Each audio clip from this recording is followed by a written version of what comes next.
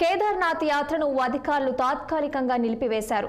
ఉత్తరాఖండ్, హిమాచల్ ప్రదేశ్ రాష్ట్రాల్లో క్లౌడ్ బస్టర్తో మెరుపు వరదలు సంభవించిన నేపథ్యంలో ఈ నిర్ణయం తీసుకున్నారు. ఇప్పటి వరకు 2 రాష్ట్రాల్లో 23 మంది ప్రాణాలు కోల్పోయారు.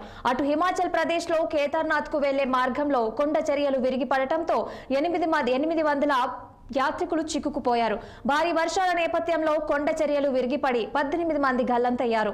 వారిని రక్షించేందుకు వాయుసేన రంగంలోకి దిగింది. చినూక్ Mi-17 హెలికాప్టర్ల ద్వారా యాత్రికులను సురక్షిత ప్రాంతాలకు తరలిస్తున్నారు. ఎన్టీఆర్ఎఫ్, ఎన్డీఆర్ఎఫ్, ఆర్మీ బృందాలు సహాయక చర్యలు ముమ్మరం చేశారు. అటు హిమాచల్ ప్రదేశ్ ముఖ్యమంత్రి సుఖ్వీందర్ సింగ్ సుఖ్ బాధితులకు తక్షణ సహాయంగా 50,000 రూపాయల ఎక్స్ గ్రేషియా ప్రకటించారు. హిమాచల్ ప్రదేశ్ లో ఆగస్టు 6 వరకు భారీ వర్షాలు కురిసే అవకాశం ఉందని వాతావరణ శాఖ ప్రకటించింది. సిమ్లాకు యెల్లో అలర్ట్ జారీ చేసింది.